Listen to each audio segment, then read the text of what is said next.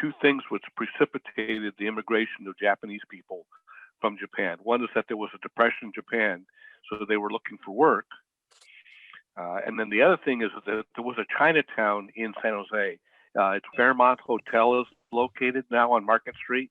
May 4th, 1887, it gets burned to the ground because the people in downtown don't want Asians there. Displaces them. So they end up at John Heinlein's property, which is between 6th and 7th, between Jackson and Taylor, which is where this development's going in now. So when the Chinese people, they're looking for a place, and John Heinlein says, hey, you can come stay in my property. He received a lot of blowback from that. There was actually a petition to deny utilities to the property so that they would force the Asians out, the Chinese people. And then when the Japanese immigrants come, they're looking for a place to stay.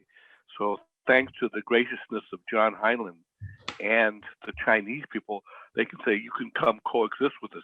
So hi, I'm Jeffrey Oldham, and we have Rich Saito as well. And we're members of Japantown Prepared. What we have in front of us is the Cert Container. CERT stands for Community Emergency Response Team.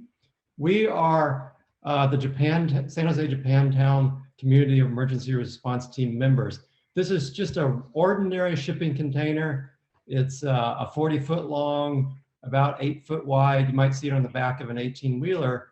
And this is here because of work with San Jose State students, just like you, who helped us to fill this container with some of our emergency supply equipment.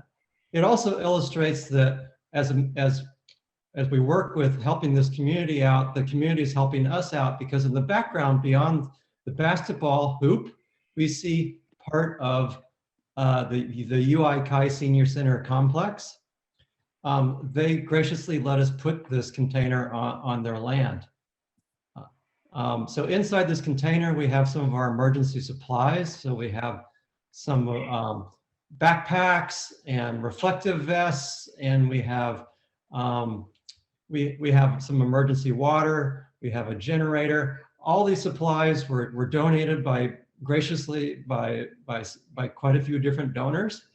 And this is the place that the members of the Japantown Prepared team will go to get supplies when a disaster happens and we need to respond. And I use the word when because we know that disasters are going to happen in this community.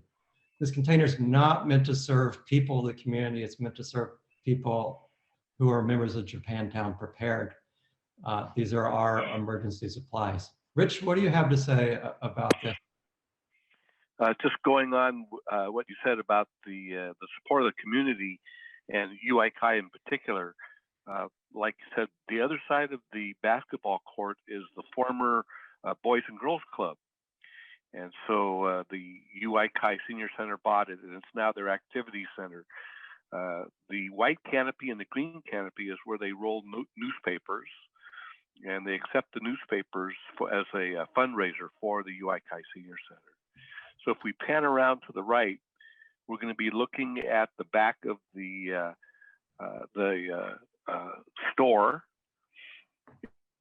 and we'll see the front of the store. We get over on the other side of the building, and then the pink building with the point on the top is the front side of the UI Kai Senior Center. So they have that facility over there, and then they have this field with the cone in it.